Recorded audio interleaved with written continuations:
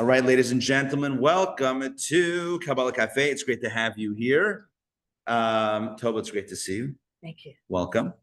All right, so we have a lot to talk about, and today's topic is all about the difference between angels and humans, the difference between static and dynamic beings. So let's talk about that for a moment. So I want to use a point of reference that I think many of us are familiar with. And that is, when we recite the Amidah, what is the traditional way to stand? What is the traditional manner in which we stand? 2 feet together. So, and I not only teach the classes, but I do my own stunts. So with that in mind, let's demonstrate what that looks like. You can't even see. What's the point? All right. So while typically davening looks something like this, little shuffle. You ever see people shuffle? Yeah. Right? Or like this, right? There's different melodies. There's the what is it? Shake shuffle. There's the shuffle, right? There's the shuffle, and then there's what I call the oscillating fan. Or the sprinkler, right? You can call it the sprinkler, that sort of thing. When it comes to the Amidah, which is the pinnacle of the prayer service, we take 3 steps back, 3 steps forward. Well, we would actually be facing east, which is this way, right? 3 steps back, 3 steps forward, and then we pray together for the duration of the Amidah. And we pray, we verbalize the words, we say them, we articulate them, we don't say them loud. The idea is that is our one-on-one time with God. The rest of the prayer, we're also speaking to God, but we're also speaking to ourselves, because to remind ourselves of the themes of gratitude and appreciation and the blessings that we have, that's throughout the prayer. The Amidah is directed directly to God. And so no need to shout, God can hear it. We have to say the words, but only that we should hear, but not that it's so loud. We learn this from Chana, from her prayer for a child, and she was blessed with Samuel, Shmuel HaNavi, Samuel the prophet. And we do it with our feet together. And the question's asked, why do we stand with our feet together? So what have you heard about this? Why do we stand with our feet together? Somebody jump in. To be like angels. Good, to be like angels. So what does that mean? That means that angels always stand with their feet together. I'm kidding. No, what does it mean? Do angels even have feet? Last time I checked, now, it's been a minute, but last time I checked, art or other displays of angels, what do they typically look like? How are they depicted? Flying. What feature do they have? Wings. Do they have legs? When was the last time you saw an angel with legs? I know what you're thinking. Angels in the outfield. Or, what was that other? There were some shows that had angels in them. Michael. Yes, Michael Landon. Highway to Heaven. Highway to Heaven. Right. So, outside of that, typically angels have wings. So what does it mean? Again, I'm asking what I think is a pretty simple, basic, and obvious question. What does it mean when we say that to be like the angels, we're going to pray the Amidah with our feet together? Since when do angels have, what does that even mean? They have their feet together? What exactly are we replicating? So let me share the following insight with you. And that is that the indication of feet together is this idea of being stationary. Why are angels stationary? It comes from multiple sources in scripture. Isaiah and other sources refer to the angels as omdim. What are omdim? Those that standers, but that's not a word that would really work in English. Omdim means those who stand. The angels, I think it's Isaiah who says, and I was walking bein ha'omdim, between those who are standing.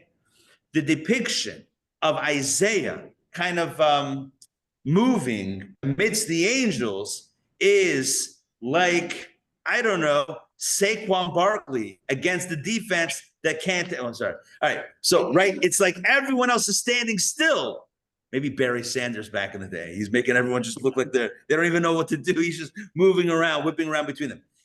So the prophet is saying that I was, his heavenly experience, whatever that was exactly, that he was moving between those that were otherwise stationary. They weren't moving, he was moving. This is not only one source of multiple sources. Hey guys, welcome. By the way, the power was out. We couldn't get into the other room, so we're here. We got some food over there. Grab a seat. I'll do this a little slightly makeshift. So the idea here is that angels are depicted in scripture as being stationary. They are omdim. They are standers. Whereas humans, right? The prophet says, and I, however, was mithalech. I was moving. I was going. This reveals an incredible truth about the distinction between human beings and angels. And I want to speak about this for a few moments because this becomes a major theme in Kabbalah. The difference between angels and humans, which reflects the difference between heaven and earth. And I will say that many spiritual paths have it as their goal to get to heaven. Judaism does not. And today you'll find that one. So here we go. The expression, the question, philosophical question, does life reflect art or does art reflect life? Okay, so the truth is it's both. But in many ways, art reflects life.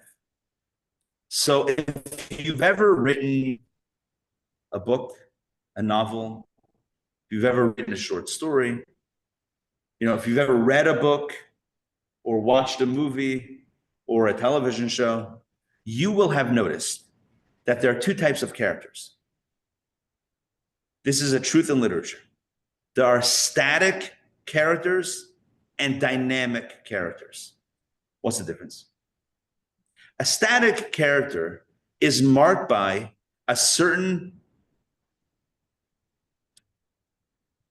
the ability to remain consistent despite changing circumstances that are happening around them. A static character is someone who remains who they are, no matter what sort of upheaval is happening. So the world might be ending, the world might be starting, whatever's happening. They remain consistent. There's a consistency in their character. A famous example in filmmaking of a static character is Dorothy in The Wizard of Oz, right? Sorry, I don't know if it's Dorothy in The Wizard of Oz, maybe it's Alice in Wonderland. I'm trying to remember which one is the famous example. It could be either one. It's been a minute but it's like things are happening around you, right? All sorts of craziness, and you're going along, you're being taken along the journey along with the character, but the character and you are observing what's happening, but you're not really changing. There's no real actual change that's happening. There's no growth. There's no development to the character. You watch the character journey through all these incredible, whimsical, fantastical scenes. There's no actual change that the character undergoes. That's what we call a static character. And by the way, every book, every film, everything that's written and produced has, in media, whatever, has static characters. Sometimes they're the main character. Sometimes they are the secondary characters. But then you have characters that are dynamic. Again, in screenwriting and in writing, you would call this dynamic characters. Dynamic characters are characters that fundamentally change. They're different between the beginning of the book and the end of the book, between the beginning of the movie and the end of the movie, between the beginning of the series or the show, whatever it is, and the end. They are fundamentally different. You have people, good morning, good to see you. You have people who don't change, and that's the way their character is written. And then you have people who absolutely change. They change, as we say in Hebrew, min hakatzeh ela katzeh, from one extreme to the other, right? They learn, they grow, they develop, whether they develop compassion, empathy, joy, whether they become broken at the end, whatever it is, they change fundamentally through what is occurring to them. These are dynamic characters. Make sense so far? Now, when it comes to the Torah, we find also, interestingly, if you think about it in these terms, you'll find both static and dynamic characters. It's interesting. I just want to pause for a moment and say that, each one, I tried to allude to this or like talk around this, but let me just say it very clearly. Each one represents a maila. Each one has a virtue over the other. The static character represents the virtue, the advantage of being consistent, being true to themselves, right? Not bending or breaking or changing based on what's going on, but they are consistent all the way through. Like if you want to know who someone is, if you can depend on this character, they're not going to change, right? They're consistent.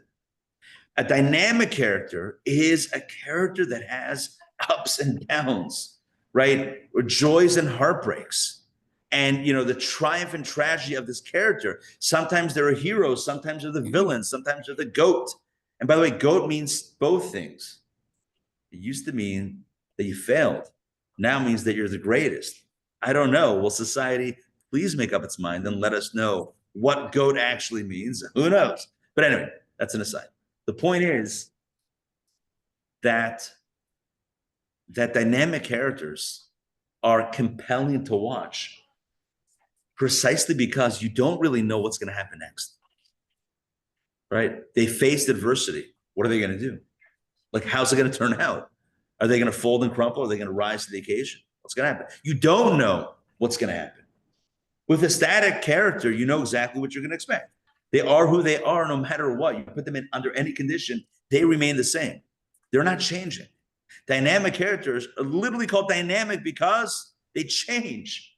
Static doesn't change, dynamic changes. Let's talk about the Torah for a second. Who can you think of? Who do you think is a static character in Torah? 5 books. Let's stick with the 5 books, right? The Chumash. Who do you think is a static character? Okay, good. Pharaoh, Paro, right? Good. He's a static villain, right? No matter what happens, he's like, nope. I like what we got. Is that where the river is? Say it again.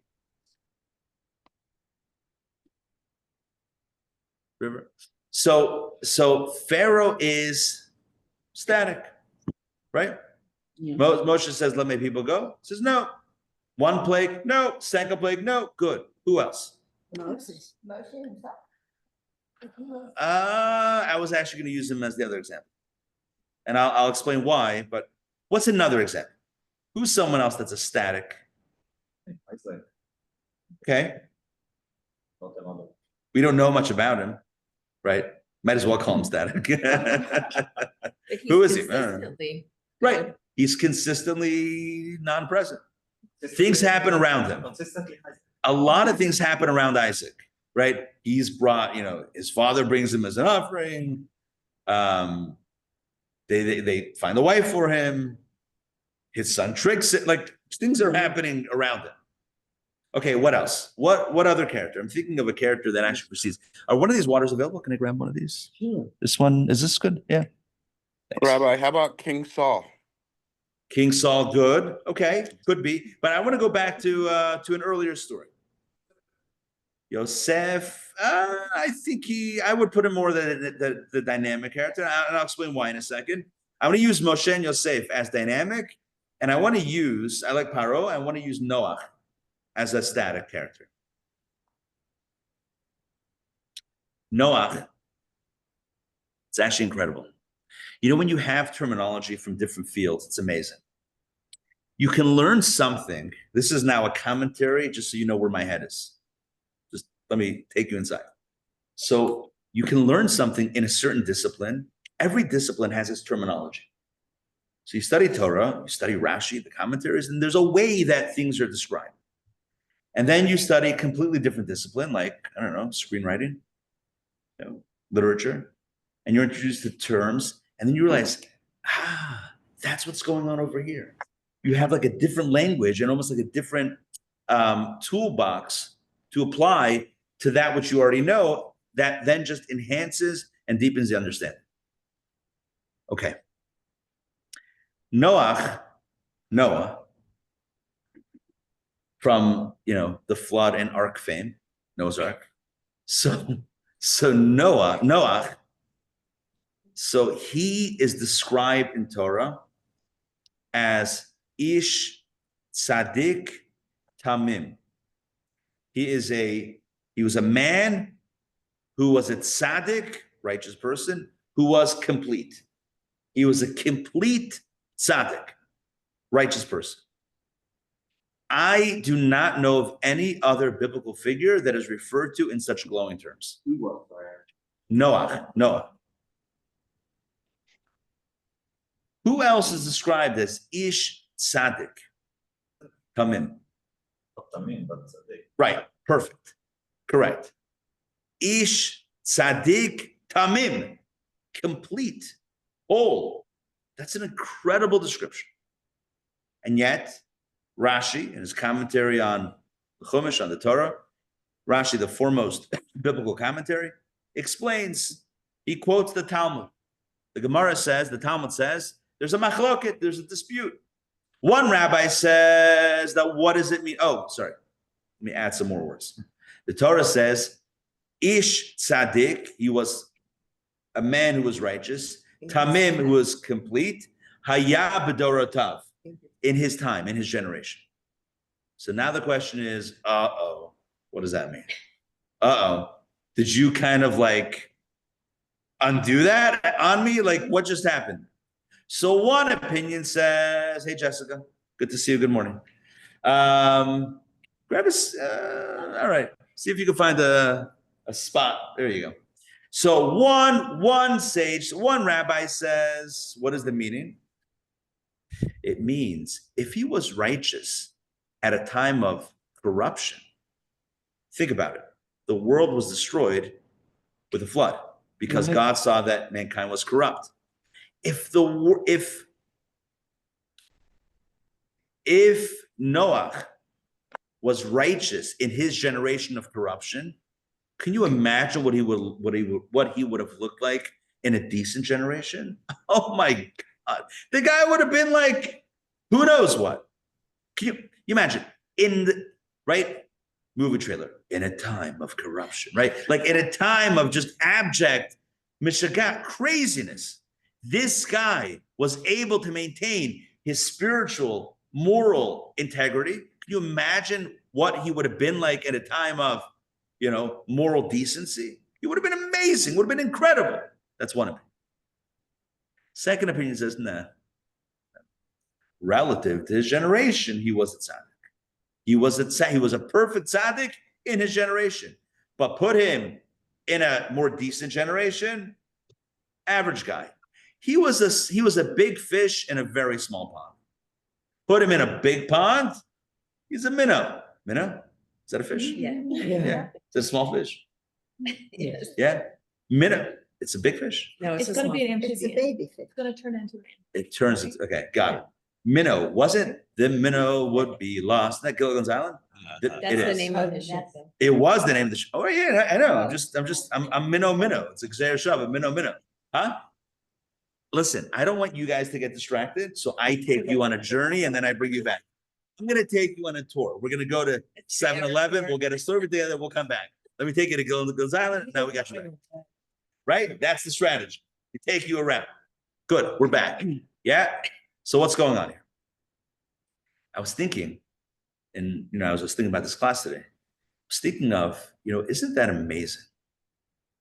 One opinion says that he was righteous even in his generation. It was corrupt. Can you imagine what he?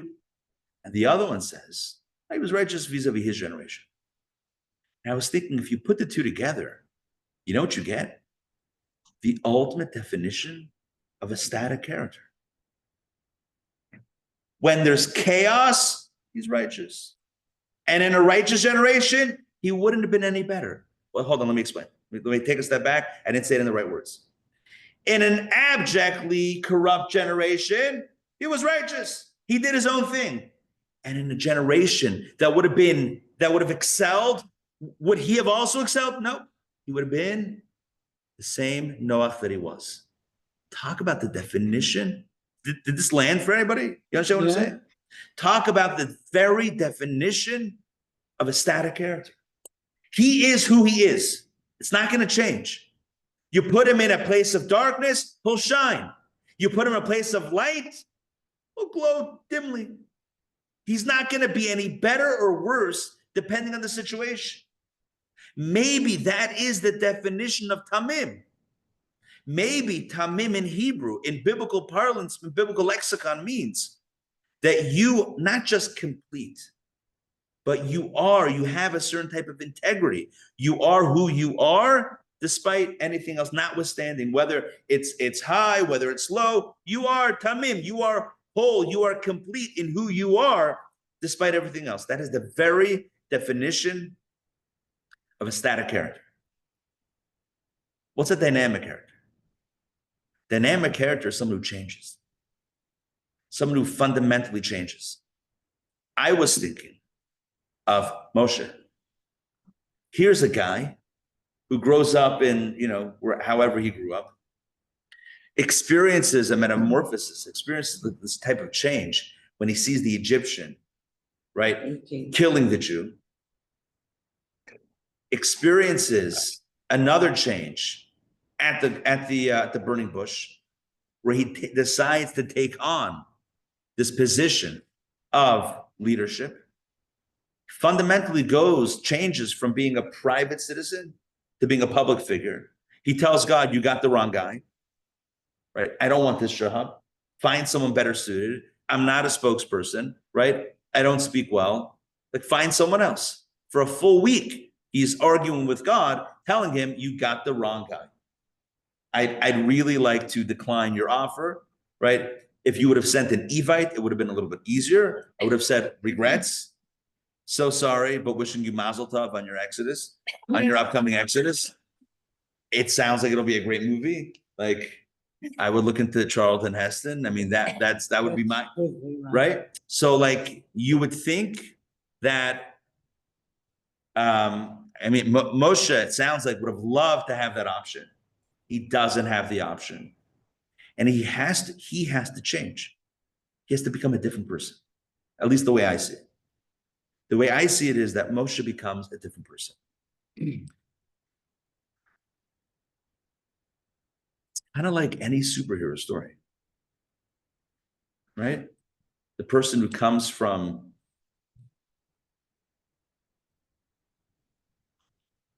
it's interesting. Typical superhero story is you have a person who comes, like Superman. Like, what's the plot line in Superman? He comes from Krypton, right?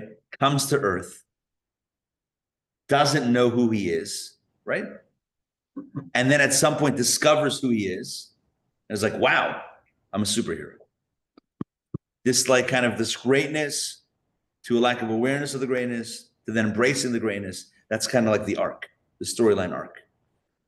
And then you have, the interesting Moses storyline arc, which is a guy who grows up in the palace, finds out he's Jewish, has to run away, and then kind of re-embraces power. So it's like also like another interesting dynamic.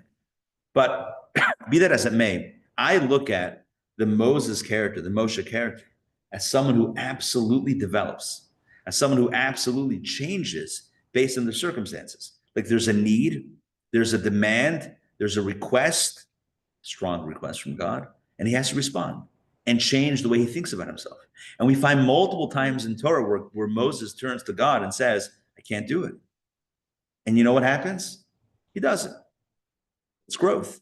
It's growth, right? When a person says, I can't do it, that means that they believe that they've hit a wall.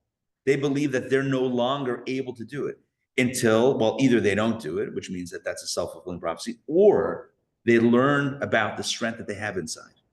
That is the very definition of a dynamic character. Dynamic character is someone who learns a lot about themselves based on the adversity of the situation, the circumstances around them. Someone who recognizes that they are in control even when things seem out of control, that they have the ability to change, to adapt, and to grow based on where they are and what's going on. It's the static persona, it's the static character who just remains consistently them. They're a rock in Michigas and craziness. The dynamic character is someone who is constantly changing, evolving, growing. Sometimes it's great, sometimes it's not so great. I would say Joseph is another example, we mentioned before, is another example of a dynamic character. Why do I say that? I say that because, I'm going to close the door at this point. I say that because, unless we like the breeze, I'm asking and saying at the same time. I'm being very confusing, I know. So I see Yosef as another dynamic character, and I'll tell you why. Yosef grows up in Yaakov and Jacob's family, and he is the beloved son, right? He's the firstborn son to his beloved wife, Rachel, and he gets the coat of many colors, and he gets his father's attention, a lot of his father's attention, and it's amazing. He loves it. His brothers hate him. Seems like they're jealous of him. They didn't like his dreams that he was telling them about. And one thing that we noticed, and I mentioned this parenthetically in a class, I don't know, a few months ago, I think. One thing we see about Joseph is in his youth, it seems like he has a bit of a lack of awareness. Like he's telling his brothers about the dreams that he's having. Like they don't like him. But he's telling them, hey guys, I dreamt that we were all bundles of sheaves in the field. And I'm just speak like he was from Atlanta, and all y'all's bundle, I'm paraphrasing, right? All y'all's bundle bow down to my bundle. Just saying. And the Torah says, and they hated him more. And so the question is, bro, read the room. Like, what are you saying? Why would you tell your brothers that? They already don't like you. So is he so unaware that he doesn't realize that they're jealous of him, that they're going to that he's fueling the fire? What's he doing? And he's like, oh, and I had another dream. Oh, this is a real doozy. Like we were all stars in the heaven, and again, we'll just go for it again. And all y'all stars bow down to my star. And not only that, even the sun and the moon, our parents bow down to my star. Vayikana, it's not Vayikana. It says that they hated him. I forget the language in the Torah, the actual language. Somebody could look it up. Someone Google it. They hated him more because of what he told them. And so the obvious question is, by the way, when they kidnapped him and sold him, and I'm not justifying that. When they kidnapped him and sold him, he was 17 years old. 17 years old, 15, 16, 17 years old. He can't read the room. Like he doesn't realize like maybe this is a bad idea. Why is he telling me this? Maybe he was on the spectrum. I was just thinking that I don't know. I mean, I don't know. It's, you know what? Honestly, I will say, he could have been on I will say there is a book. Somebody once gave me a book that's the theory. I don't know. That's not the angle that the commentaries think. But the commentaries, it seems like, if you put together a bunch of different commentaries, what it seems like is that here's a guy who had difficulty reading the room, who was very, very, I'm going to use the word self-absorbed. I don't mean that necessarily like a narcissistic, like a clinical narcissistic way, but he was just somebody who didn't necessarily feel as they felt. But then you see, kind of as his character develops in the Torah, we see a guy who becomes highly sensitive to the feelings of others. There is no one that is mentioned in the Torah as crying more than Yosef. If you look in the story of Yosef and his brothers, when they come down to Egypt to buy food, and at that point he's the viceroy, he cries and he cried. They're talking amongst themselves about the regret for selling their brother. They don't know that that's him standing right there. He peels off to the side multiple times to cry. It says he washes his face, he comes back. Same technique today, right? Unbelievable. The old cry, wash the face, re-enter the room. Sensitivity that he has. And probably the key story in the Yosef, like the key, every great story has a moment. I mean, many moments, but maybe one moment that is like the moment. It's like, I remember there was a Torah dedication ceremony in Los Angeles for Bernie's shul. Who's Bernie Shul? Bernie was the father of Steven Spielberg. And Steven Spielberg, they dedicated a synagogue and dedicated, his mother and him, they dedicated a synagogue in memory of his father. And so at the dedication ceremony, so a few Chabad yeshiva students were there. And you see Steven Spielberg get a little starstruck. And so they asked him, like, what's one thing you could tell us about filming? He said, here's one thing to notice. Next time you watch a movie, he says, you'll hear throughout the film, there's music, there's a score. And the music, sometimes it's soft, sometimes it swells. He said like this, every movie, there's one line that captures the heart of the movie. Like there's one line, and that's the whole movie is written for that one line to be uttered. He said, how do you know which line? Listen to the music. He says, when the music stops in the space of silence, in that space of absence of music, that's when the key line is uttered.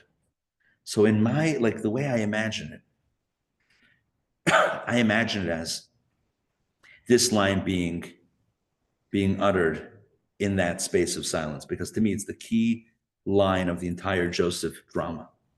It's when he finds before he becomes viceroy, before he becomes like second in command, before he rockets up, he is a slave in Egypt. Not only a slave, he's now a prisoner in a dungeon in Egypt. He's framed for a crime that he didn't commit. And the Torah says that as he's in this dungeon, he couldn't imagine what the prison in ancient Egypt looked like. I mean, I can't, but I can only imagine that it wasn't like anything decent. He says to the butler and the baker who were there with him, Pharaoh's chief butler had served him a glass of wine that had a fly in it. And Pharaoh said to the dungeon, the baker had served Pharaoh a loaf of bread that had a stone in it. Off to the dungeon. Joseph had been framed, accused of committing another crime.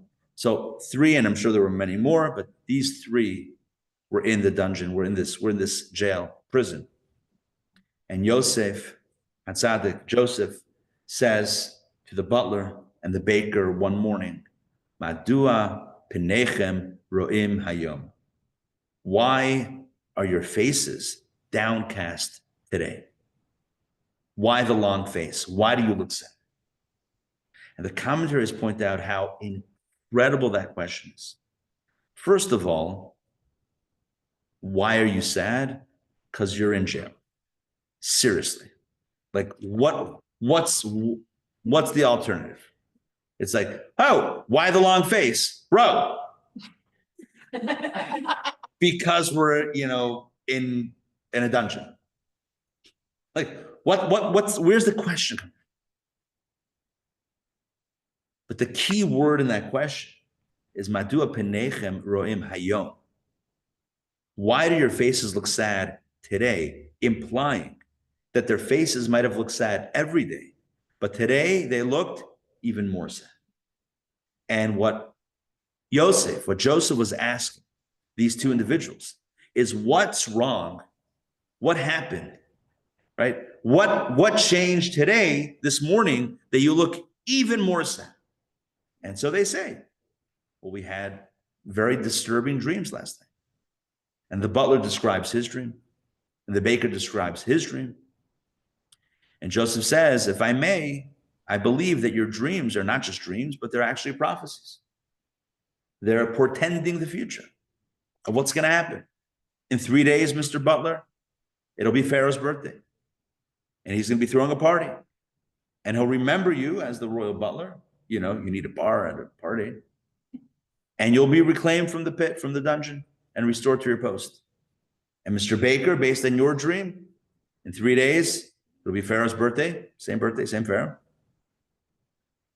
And he'll remember you, and you'll be executed. And that's what happens.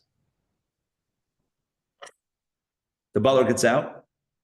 Before he leaves, Joseph says, remember me. 2 years later, Pharaoh has disturbing dreams. And they're looking for a dream interpreter. And the butler says, I know a guy. I know a guy in the big house, right? He does dreams. And the rest is history.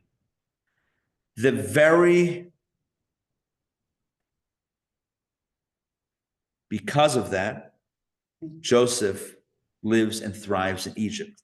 Because of that, when the famine hits and the family of Yaakov comes down to buy food, his brothers come to buy food, right?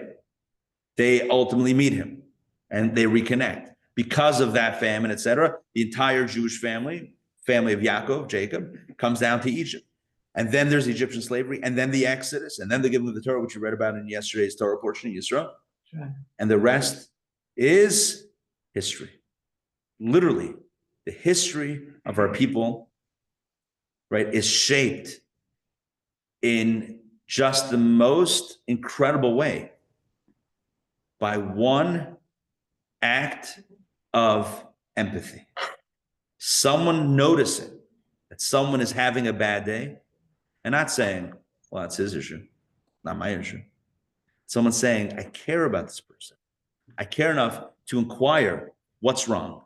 Tell me what's wrong. And then to listen to the answer. I mean, how many times do we ask people questions? How's it going? And then we're like, I actually don't care. How's it going? All right, but I'm still walking. You can talk, but I'm moving past you, right? He asked the question. He noticed something was wrong. He asked the question. He paid attention to the answer. He took the time to answer the question. Well, for one guy, it wasn't. I mean, not that he did it, but whatever, it didn't work out well. But that represents tremendous empathy. If you define empathy as the ability to feel, to pay attention to how someone else is feeling, in this prison, Yosef exemplifies this. Now, let me tell you why that's crazy. The hardest time to be empathetic is when you're going through a tough time. Because all of your empathy is directed to yourself. It's like, I don't have any more bandwidth to feel bad for you. I'm feeling bad for myself.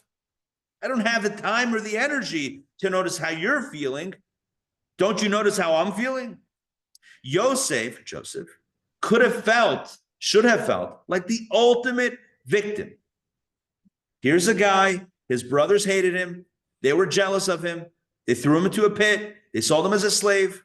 He built himself up. He gets framed for a crime he didn't commit, thrown into a jail. You imagine this guy. My family hates me. The world hates me. I should care about these two guys. Why should I care about them? Who cares about me? No one knows where I am. My family's not looking for me. No one knows where I am. No one cares about me. Why should I care about someone else? If you put 100 people into a situation like that, God forbid, I wonder if even one of those people would care, would like have any ounce of concern over how two other prisoners are feeling. Who cares? I don't care. Yosef cared. He cared to notice. He cared to ask. He cared to listen. He cared to try to help. And because of that, his world changed. And our story is what it is because of that, for better or for worse. Yosef, the narrative arc begins with him displaying a lack of empathy. His brothers are hurting. His brothers are jealous. His brothers are wishing for their father's affection. Instead of recognizing that and being empathetic to that, he doubles down, maybe not doubles down, but he is almost oblivious to that and tells them things that generate even more hurt. Here's one dream. Here's a second dream. It's hurting them, but he doesn't realize. It's through his own brokenness that his heart opens and he becomes empathetic. To me, Yosef, Hatzadik, Joseph, is the ultimate example of a dynamic character, someone who fundamentally changes through their story, in this case, through adversity.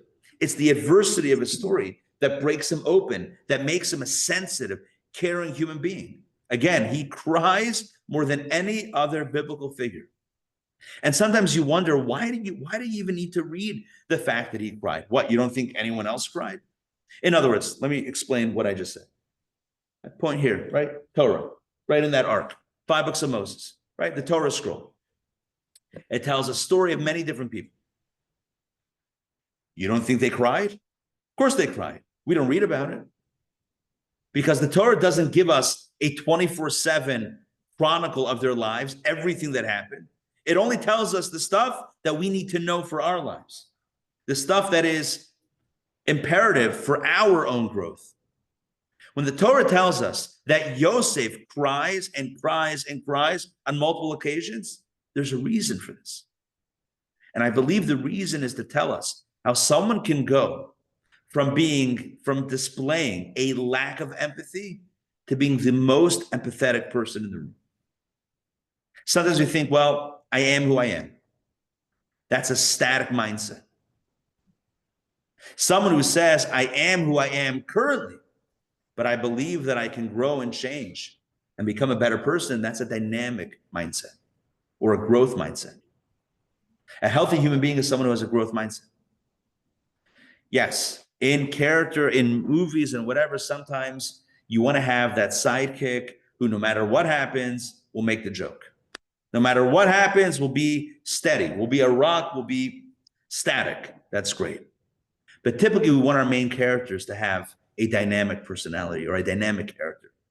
We want our main characters to be people who grow, who adapt, who change, who learn through hardship, through adversity, and through success. Let me pause here for a moment and check in. Make sense? Mm-hmm. Any questions or comments?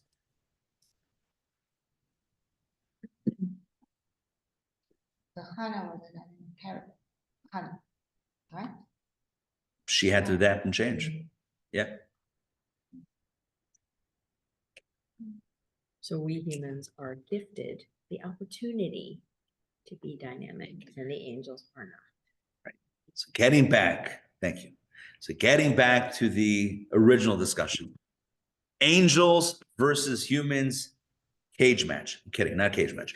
Angels versus humans.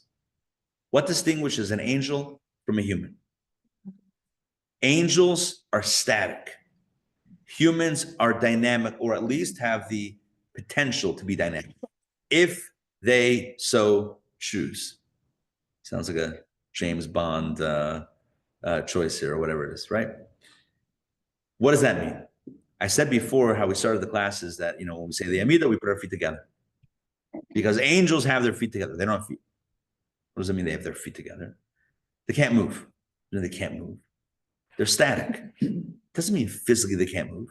First of all, they're not physical. So the whole thing is not physical. What does it mean that an angel can't move? It means that angels are static, meaning they're consistent, meaning they're consistently spiritual and divine beings, consistently good. Now that's great. Consistently good, it's amazing. They're perfect and pure the way they were made. They don't get corrupted. They remain pure. Oh, yes, there were angels that were corrupted. Those were the angels that came down to earth to try to save humanity from being destroyed. Referred to in the Torah as the Nephilim, the ones who fell. But an angel in heaven, there's no dynamic quality.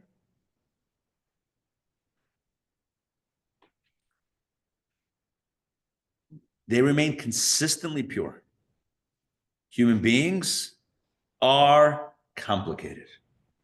Human beings are very, very complicated. Human beings have ups and downs. moments of triumph, moments of failure. And throughout it all, ideally, the goal is that we grow. The goal is that we learn from our experiences and become better, more spiritually rich human beings. There's something amazing on a potential level laden in the tension and the friction that exists in our reality. There's no friction in heaven. When I say friction, there's no opposition to spirituality in heaven. Because there's no friction, there's no change. There's no change that happens without friction, right? So without friction, the angels remain as they are, static, perfect. When I say perfect, perfect in their own way, perfect, pure, spirit, unchanging, unchallenged angels. No friction, no change.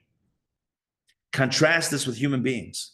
We live in a world, in a reality that is replete, filled, saturated with friction. And let me explain what I mean by that. God takes a soul that, by the way, in heaven is the same thing as an angel.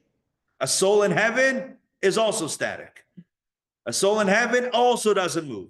Now I know, the spirits, they go from strength to strength, sure, but all within the same realm. There's no dynamic growth. There's no quantum leaps. It's all measured.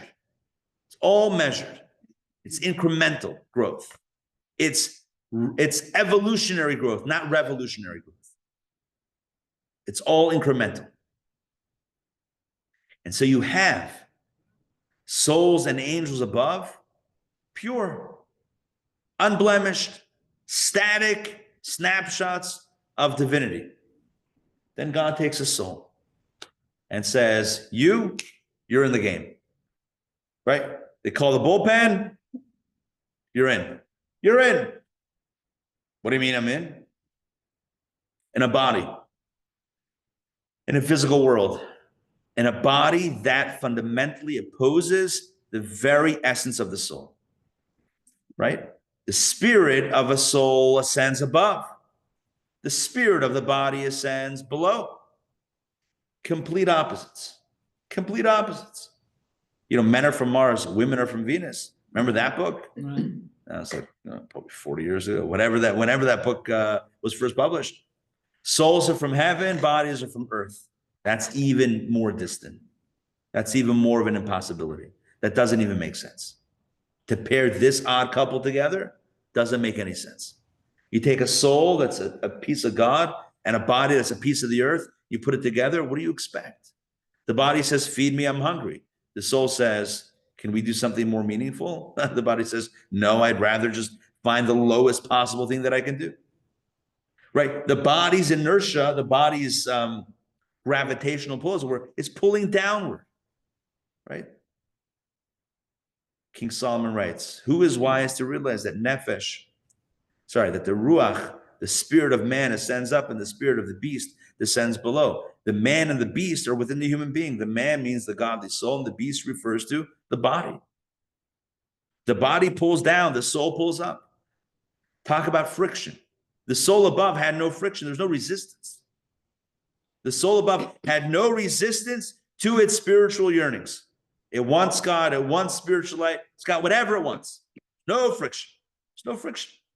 Here, there's nothing that doesn't have friction, right? You want to study Kabbalah Sunday morning. There's no lights. There's no coffee. And your body says, what kind of business? I need a coffee. I'm not even joking. Our soul that just needs a little bit of oxygen to start off the week, needs a little bit of spirituality, can't get by without the body saying, can you feed me, please? Can you imagine? All the soul wants to be is here, studying, learning. And the body says, what about me? What about me? What about me? Feed me, feed me, feed me. And we all contend with this. We all contend with this.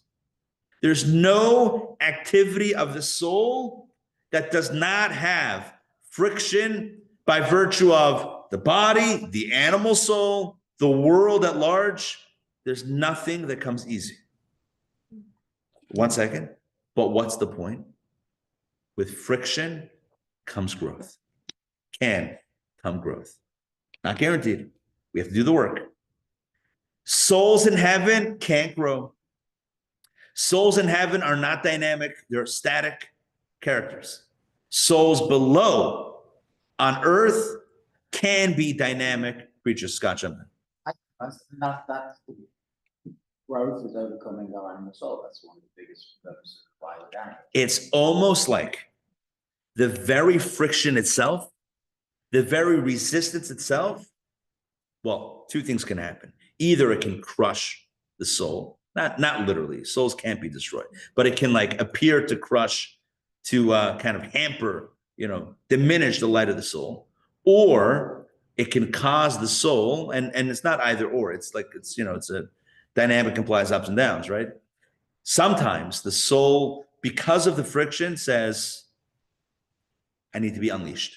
And it'll burn brighter than it would in a place where there's no friction. To illustrate this, the best way to illustrate this is to begin chapter 4. Let's go. You guys ready? Let's pass these around. I definitely do not have enough copies, so I'll ask you all to please. Oh, if you have a copy from last time, great.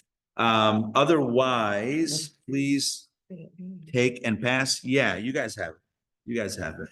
Perfect. If you don't mind just sharing with a friend here. You guys share if you don't mind. And Bert, you have one? Here, I got one. I got an extra one over here. Here, take this down. Christina, please take. So that's for you or to share, however we want to do it. Is AM, you guys? Is that your brother? AM? Yeah, that's my brother. All right, nice. Shout out. Yeah, he's He's there. there, yeah. Oh, good, hi, Okay. You guys ready? Let's do this. Give me a second. I have to pull this up here. What is this called? My head is in other places. It's called.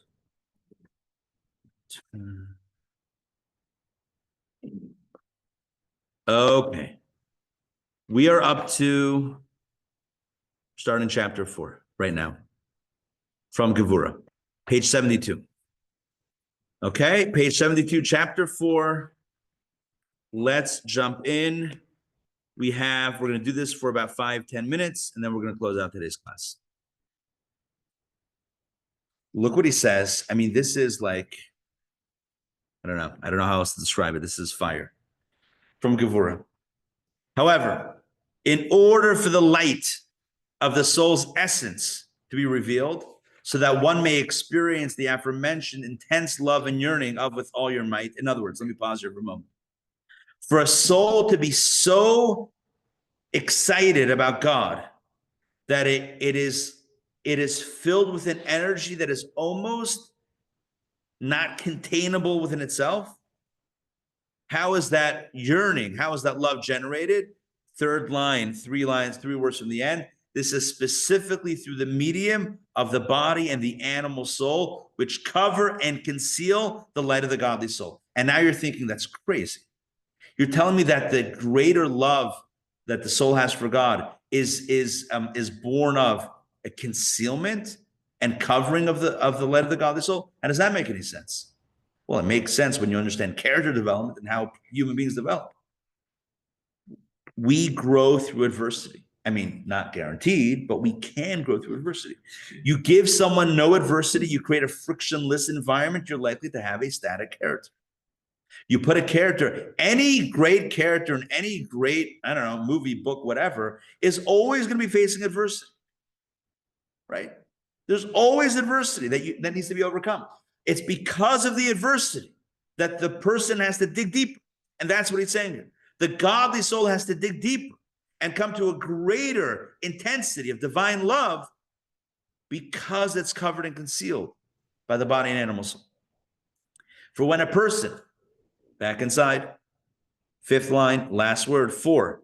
When a person is sorely distressed by this, when he's terribly troubled by the manifold concealments and obfuscations, it's a fancy way of saying the fact that it's spiritually dark here, then specifically, the light of the innermost core and essence of the soul is revealed to place him in a state of intense emotional yearning for godliness. In other words, it is the contrast, it's the tension, it's the friction that brings out the deepest light, the deepest depth of the soul. Put a soul in a place that has no friction, and all you'll get is mediocre. Who might have said mediocre? You'll get whatever you get. But start applying pressure to the soul, you're going to get an explosion of light. This is analogous. I mentioned this analogy a few weeks ago. This is analogous, as is known, to a stream, or maybe last week, to a stream whose waters flow ever so slowly. Once their movement is blocked, however, the waters become forceful, surging forth thunderously. Similarly, it is specifically through the concealments and obfuscations caused by the physical body, which cover the light of the soul, that the essence of the soul becomes revealed. So again, this imagery, he moves from light to water, which is an interesting shift. But right, when you think about water, you have like a stream that's flowing, and then you put obstructions, and the water pressure builds up because the water is being blocked. And eventually the water pressure builds up so much that it bursts through whatever makeshift dam you placed in the water. And now the water is rushing with a greater force than before. Before it was a very placid, before it was very calm. It was a calmly flowing stream. Now it's because of the friction, because of the block, the pressure is built up, and now it's flowing with a greater intensity. And now you know what else is flowing. You have rocks, and you have heavier things that are also like flowing through very quickly. You have this almost this surge of energy because of the block that happens. Let's continue. For its part, the soul continuously loves and yearns for godliness, but the body and animal soul cover and conceal the soul. Right? And that represents the way things are typically. In other words, typically the soul, even below, the soul doesn't change in the sense that the soul remains consistent in its love for and desire for a connection with God. But the soul is not the only game in town.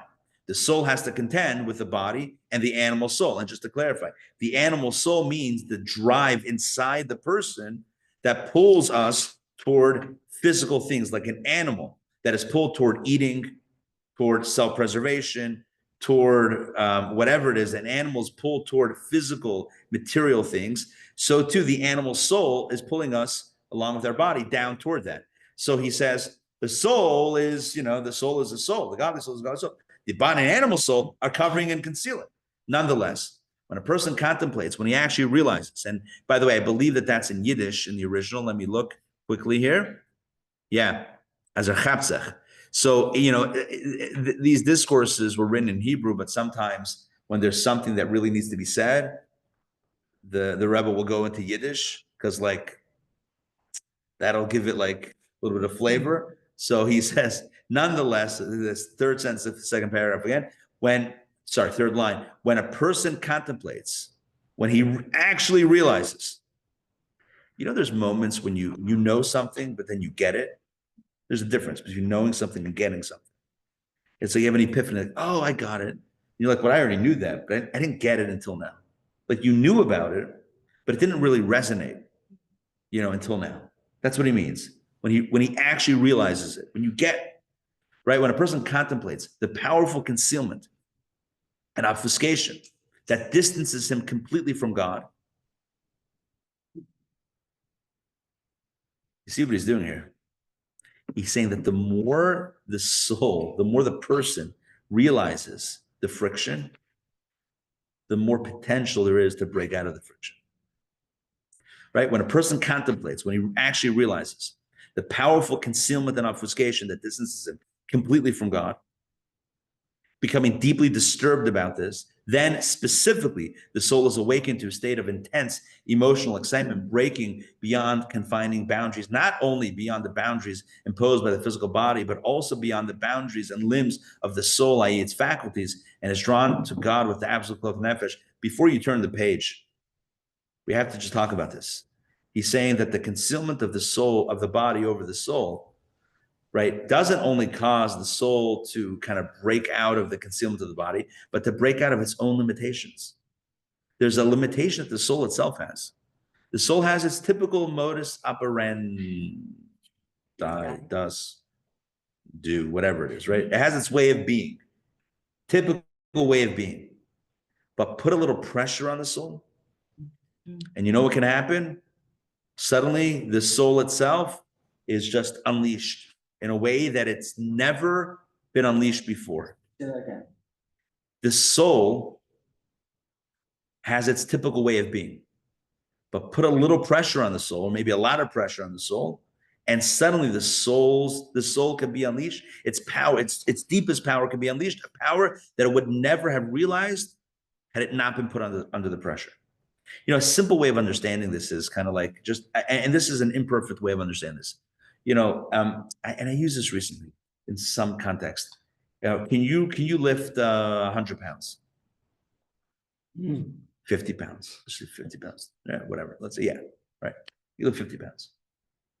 Are you lifting 50 pounds right now? No. Do you have the ability to? Yeah. You'll never lift 50 pounds if you don't have the resistance. Let me explain what I mean. If you never have something that weighs 50 pounds, you're not going to lift 50 pounds, which means you'll never have access to that power that you have. So you have that power, but there's never been a context in which it had to come out. But put the pressure against, and you have to push back. Well, now that strength was unleashed. People go to the gym to develop that, to unleash the power again and again and again, to become stronger. When you awaken and you unleash this power, for what? For why? To what end? Yeah, it's probably a better way. Not that the end should be. I think he's describing a situation where, you know, we typically yearn for, typically human beings wish for moments of clarity and serenity. It's like, if only things were easy, if only things were good. Like, we want good and easy. Right. Clarity and serenity, peace and tranquility. We all pray for that. We all want that. No one says, you know, I want challenges. I want struggle. I want darkness. No one says that. What he's saying over here is that when you're experiencing that, know this. There's only one reason why that's happening. To allow you to dig deeper and access a power that you would have never, that you cannot access any other way. To become that dynamic character and achieve that, you know, that quantum growth that you just can't achieve lying on the beach. I mean, can you, you know, be in a state of peace and tranquility, and can you be okay? Sure. But okay is just okay. That's a static character. Angels and souls above are okay. That's actually AT&T's motto is that okay, it's just okay. AT&T? Yeah, we have it on that. Oh, interesting. It's not good enough. Right. Angels above and souls above are okay. They're fine. Everything's fine. They're great.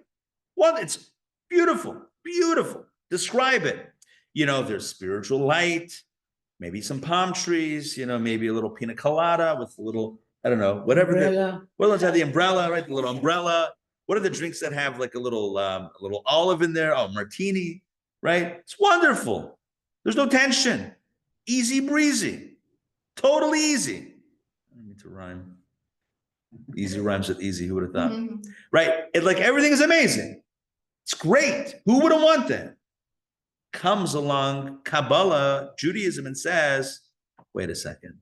This is not a mistake. This is not a mistake. This is not like torture for the soul. This is not intended for something negative. This is a truth that we know. Anyone who's ever written a book or a screenplay knows this. Character development happens through adversity. You're going to read a book about someone who woke up and had a great day? You're going to read that book? Boring. Everything worked out? Boring. There's no growth. There's no drama. There's no challenge, no tension. I told you before, art imitates life. What I meant was art imitates creation. Inherently, human beings, we know the truth. We know that we were put here for one purpose, to face adversity and become the strongest, best versions of ourselves that we can be. The version that cannot be without adversity. You take that same soul and leave it in heaven, doesn't do anything, doesn't grow, doesn't go anywhere. There's no development, it's static. You take that same soul, put it on earth, apply pressure, apply concealment, apply adversity, apply challenge, and all that. He only described the internal stuff, body and animal soul. That's not even the stuff that goes on outside. That's not even covering the bills. That's not even dealing with health challenges. None of that he even discussed. Compound all of that on the soul, apply all of that pressure. You know what you get? Hopefully, you get a better soul. My friends, we all face challenges. The first challenge being the fact that we're here. I don't mean that in a negative way. On the contrary, I mean the soul experiences challenges. First and foremost, the fact that it's here on earth and not at home. But Judaism teaches us that that's not a mistake. That's not a bad thing. The greatest growth happens here. Let's celebrate the challenges that we have and recognize that it's through the pain that growth can happen. We don't ask for pain. We don't ask for challenge. But we don't need anything external. The very fact that we have a body, the very fact that we show up to a class and there's no coffee, that itself can create the impetus for growth. May we grow through our challenges, because of our challenges, and become the best people we can. Let us say, Amen. Amen. Thank you for joining me this morning. Hope it made sense. Yeah. Good. You are amazing. I don't know about that. I think Torah is amazing. Let's give credit where credit's due. All right. This week. Oh, okay. A few announcements. Announcement number one. In the social hall, there might be hot beverages if you want. Oh, Mazel Tov. Hold on. Mazel Tov to Oded and Bobby Livnat for the Yarden's bat mitzvah coming up tonight, this evening. And I'm sure she already knows the good news. The power's on. I'm sure by your house, the power's on also. Oh, okay. There you go. Okay. So I'm sure you have to join. But really, a heartfelt Mazel Tov. And nachat. Amen. Mazel tov. Only blessings, rak smachot, and nachat. Yes, amen. All right, a few other announcements. Next announcement. Tomorrow night, we are doing a book launch. A good friend of mine wrote a book. It's called Precipice. It's an amazing book. Rabbi Mendel Inman, he lives here in the community. And it's about the line between faith and fanaticism. When can religion go too far and become fanatical? So that's all. It's a fascinating book. He just wrote it. It was just published. And we're doing a book launch event tomorrow night, 8 p.m. We'll talk about the book. We'll have some refreshments. You can hear about the book. You can see the book. He'll sign the book if you want to purchase a copy. That's all happening right here in this room, 8 p.m. tomorrow night. What else we have? Tuesday night. This is just regular scheduling, but I just feel like I should mention it now that I have a captive audience. Tuesday night, 7:30, we have a Torah class, a Parsha class. Wednesday, we have two classes, 12 o'clock and 7:30, both at the Talmud. And everyone is invited to all of the classes, always to learn and to grow together. Thursday, Tanya. Now we have a brand new class Thursday, 7:30 p.m. with Rabbi Tzvi Freeman, Chief Content Mastermind of Chabad.org, the largest Jewish website in the world, is teaching Tanya every Thursday night, 7:30 to 8:30. Just started last week. Now is the time to get in on the action, join that amazing class, be part of it. Monday, yes, tomorrow, the Taste and Torah Club. For all those 55 and over, but don't worry, we don't check IDs. So come as you are. He also let me in, so whatever. So that is happening every Monday, 11:30 to 1. A full, there is tomorrow, not only that, but I am sponsoring it in honor of my birthday. Happy birthday, you're. Hold on. My birthday is Friday. So Thursday night, Friday is my birthday. So thank you all for the good wishes. And yeah, tomorrow I'll be sponsoring the lunch in that honor. Everyone's invited, and stay tuned for more fun and excitement. All right. Great to see you Thank guys. you. Christina, welcome. It's nice to have you here for the first time. Hope you enjoyed it. Good. All right. No, Yes. Listen. your son. And- Your son. Oh, Say hi, you can see. I have. From Maryland, you said? Yes. Good to see you. Dr. Doman, great to see you. Dr. Maxey, great to see you. Sandrine, Roy, Jennifer, Jackie, Dr. Lazan, great to see you guys. Boker Tov, we made it through. Power outage and all, we made it through. Great to see you guys. Shavua Tov. All right. Sending warmest regards to everybody.